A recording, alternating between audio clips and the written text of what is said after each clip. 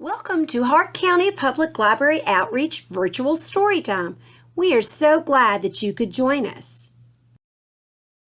Library books are not for eating is written by Todd Tarpley and illustrated by Tom Booth. Miss Bronte loves reading to the students, but she has a small problem. She also loves eating books.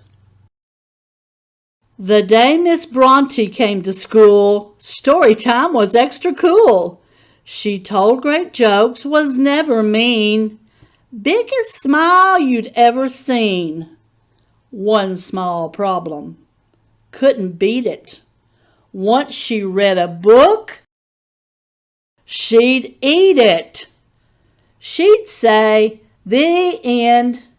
You'd hear a crunch. Then 3 or 4 more books by lunch.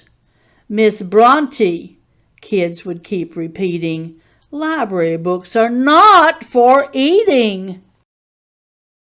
Miss Bronte promised with a roar that she'd be eating books no more. But soon as story time was done, oops, there'd go another one. Miss McSmartly called her in. "Miss Bronte, where do I begin? You're eating books. That isn't right. You need to curb your appetite. I think you know where this is leading. Library books are not for eating." Miss Bronte promised with a roar that she'd be eating books no more. When Miss McSmartly turned her head, she ate up all her books instead. At lunchtime, when she ate 2 more, the lunchroom lady stomped the floor. "Miss Bronte, you must change your diet. Books taste yucky. Don't deny it. Instead of books, try something new. My cottage cheese and meatball stew. We've got to rearrange your feeding.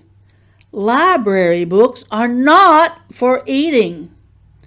Miss Bronte promised with a roar that she'd be eating books no more. She took 1 bite of cottage cheese, then ate 3 books of recipes. She took a walk to clear her head. Down to the soccer field she fled. Coach Burley blew his whistle loudly, pointing to his players proudly. "I've got problems of my own. A soccer field that's overgrown. Can't mow the grass, can't pick the weeds. You're not the only one with needs. Be a winner. No more cheating. Library books are not for eating." Miss Bronte promised with a roar that she'd be eating books no more. But as Coach Burley turned his gaze, she ate his book of soccer plays. Miss Bronte packed her bags that day. "I'm sorry, but I cannot stay. It's not that I find books so yummy, but nothing else here fills my tummy. If I could find a bulb or seed, a blade of grass, a bush, a weed." Suddenly her plan was clear. She'd make the wild weeds disappear. All she had to do was eat 'em. Let her appetite defeat them.